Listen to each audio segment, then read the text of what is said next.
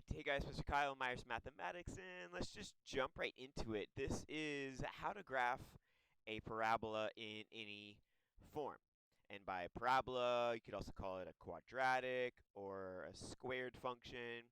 There's a few different names for it. Quadratic is probably the most common besides parabola.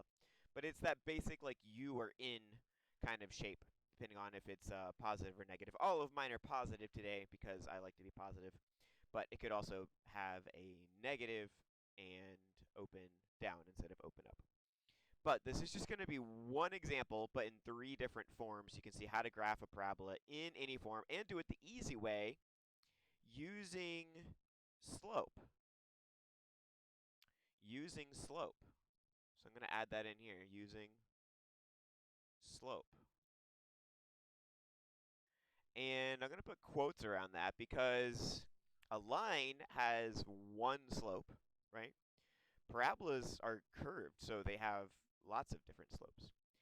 But there is a way to use a number that's in every parabola equation to help you find the next points after the vertex. So that's the other thing I'm going to show you that's really cool. Let's start with the first form, and the first form's in blue. And let me know if you already knew what form that was in before I even say what it is. Let me know in the comments. But this one is vertex form. So vertex form. I'll just put vertex. I won't write form for each one. So vertex form is appropriately named because it tells you what the vertex is, sort of. You take the opposite of the number inside the parentheses with x, comma, the number to the right of the parentheses, not the square, but the other number. And those numbers combined give you the point for the vertex. So the vertex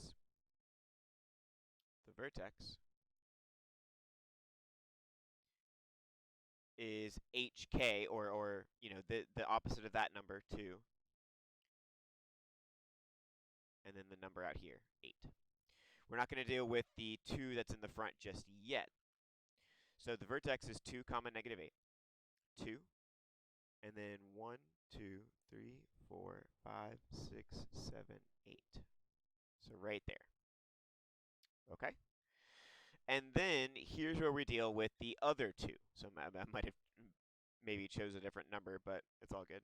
So that 2, that's out in front. That number is kind of like the slope, but we have to be really careful here. So that number is kind of like slope. Slope for a line is rise over run. Yeah? So for a line, it's rise over run.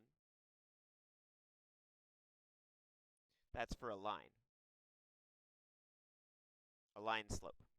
When you're trying to figure out the slope of a parabola, and again, quotes on the word slope because it has more than one slope, but bear with me here. Here's what you do. This is the trick, and this will help you to graph it so much easier than having to graph or plot or plug in other numbers besides the vertex to try to get an idea of what your parabola is going to look like. Here's what you do. The number, so that number 2, that's a. So that a number, whatever it is, even if it's a fraction, that tells you how much you rise or fall. Okay? So whatever a is, even if it's a fraction, then it's the rise or the fall, right? So that's the rise. A is the rise. Rise, I can spell. And then you put it over plus or minus 1 for the run, meaning you're going to go left and right 1 space every time. So the run is always plus or minus 1. So whatever a is, even if it's a fraction, you put it over 1 plus or minus 1, and that's how much you run. Okay, so I used 2 in this example, but be careful if you're using a fraction because it's tempting to be like, oh, if a is 1/3, then I rise 1, run 3. No, You don't do that, it doesn't work. If a is a fraction, it's just going to be a little harder to graph, but you can still graph fractions. You just maybe want to write out what the points are so your teacher doesn't mark you off or something. So here's what you do. A is 2, so I rise 2. It's positive 2, so I go up 2. And then I go left and right by 1. So that's going to be right there. And right there. All right, I didn't get it like exactly spot on, but something like that. And there we go. And then you can just kind of graph it from there, right? Because we've got the vertex, and we've got 2 other points. We've got a point to the left and a point to the right. But I'm not going to graph it. I'm not going to draw the parabola out just yet because we want to graph it 3 different ways. We're basically done with the graph. At this point, you would just draw the parabola that goes through those 3 points. So we're basically done with vertex form. Check. All right, what about this form? This form you might not know about. You might not have talked about it yet. There might not be a term for it in the book, but I like to make this an official thing. I like to call this factored form. So I like to call this factored form because it's factored.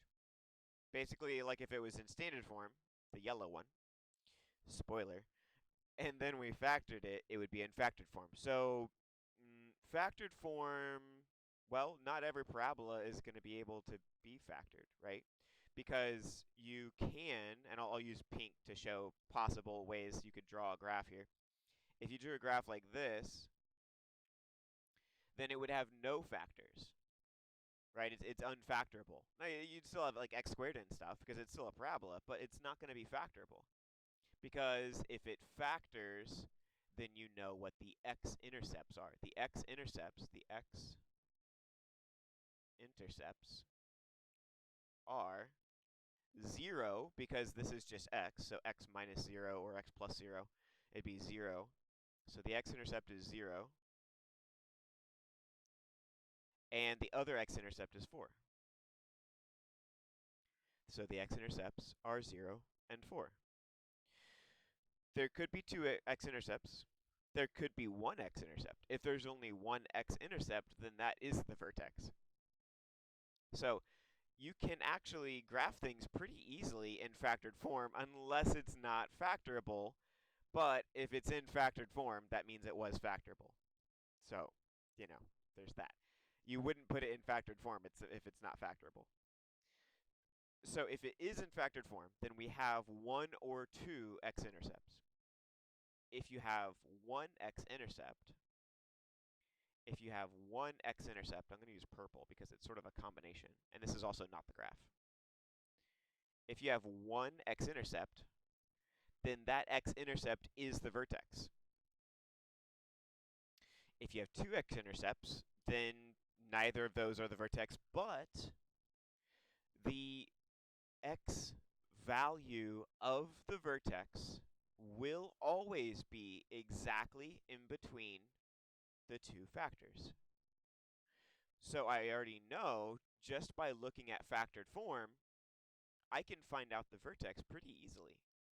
Either it only has 1 factor, and then the factor is the vertex, or it has 2 factors, in this case 0 and 4. What's right in between 0 and 4? 2. So the x value of the vertex would be 2, and then I could plug in 2 and get out what the y value of the vertex is. So, doing it in factored form, I know the x-intercepts are here and at 4. 1, 2, 3, 4. And I know the vertex is going to be 2 comma something, because it's going to be exactly in between the 2 x-intercepts. And then I can plug it in and figure out where the y value of the vertex is, and then plot the vertex. So now we've done vertex form, and we've done factored form. In vertex form, we got 3 points. You only need 3 points. If your teacher wants more than 3, then, you'll have to probably just plug in numbers at that point, I guess. But, if you can put it into vertex form from factored form or factored form from vertex form pretty easily, then you can get 5 points that way, too, because we have 5 points on this graph right now for this parabola. But hopefully only 3 is fine. And that's what we did. Vertex form, we have 3 points, the vertex and the next 2 points after it. In factored form, you can actually do the same thing as in vertex form, because once you find the vertex, then this 2 right here is that same 2. That's still a. One thing that all 3 of these forms have in common is that they all have a. Each of them has that slope number, that rise, and then you run plus or minus 1 from there. Okay, and then the last form. So the last form here, we're going to call this, well, it already has a name. The only one that I called something was factored form. This one is standard form. Standard form. And standard form is kind of interesting because a line that's in slope-intercept form is kind of like in standard form. Standard form of a line is completely useless. Ax plus by equals c. Ugh, gross. Not useful for anything. But this standard form for a parabola is useful. It's not super useful, but it is fairly useful. In standard form, you have an a and a b and a c. A is 2. B is negative 8. C is 0. All right, the A is still the same A, so that's your rise. And your C is actually your y-intercept. If C is 0, then the y-intercept is 0. So the y-intercept, you'll always know the y-intercept when it's in standard form right off the bat. So the y-intercept is 0. Which we kind of already knew because it was an x-intercept. It's 0, 0 is an x and a y-intercept at the same time. But in standard form, you know the y-intercept. Factored form, you know the x-intercepts, and in vertex form, you know the vertex. So the most useful form is vertex. Second most useful, probably factored form. Third most useful, standard form, because all we really know with standard form right off the bat is what the y-intercept is. Now you can figure out what the vertex is, right?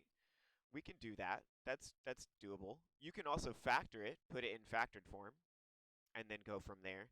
But other than knowing what the y-intercept is right off the bat, standard form is not super useful. So if you want to put it in factored form, you factor it. And if it doesn't factor, like at all, like you use the quadratic formula and everything, and there's no factors, no real factors, then the parabola isn't going to have any x-intercepts. If it's unfactorable, or I should say it's unsolvable with, you cannot find the zeros. It's not possible, not even with quadratic formula. Then the parabola is not even going to hit the x-axis at all. So that's one thing you could try. But quadratic formula takes a long time, right? So a shorter equation that's not as tedious as quadratic formula would be the vertex equation. Negative b over 2a. And that gives you h, aka hk, which is the vertex. The vertex is h comma k. Negative b over 2a gives you h. Once you know h, you can plug it in and get y, and then once you have the vertex, then you can do what we did with the blue one. Unfortunately, that's about as good as it gets with standard form. Standard form is not that helpful. You could always try to put it in vertex form, but normally it's fairly hard to put something in standard form into vertex form because you normally have to complete the square, and that's kind of hard to do too. So the best option, really, out of a bunch of not very good options, is actually the negative b over 2a, which you guys might have already talked about, but let's go ahead and talk about it. Negative b, and b is negative 8, over 2 times a, which is 2. Negative negative 8 is 8. 2 times 2 is 4. 8 over 4 is 2. So h is 2. I plug it back in to the equation to figure out y. And then once I do, I can get the vertex. Now, once you have the vertex, you don't actually have to do any more work, because if you know the vertex and you know the y-intercept, just count the spaces to get to the vertex, to get above or below the vertex. So it's 2 spaces to the vertex. You go another 2 spaces, and that's where its matching point is. With a parabola, any point that's not the vertex has a matching point on the other side of the vertex, right? Like these 2 blue points right here.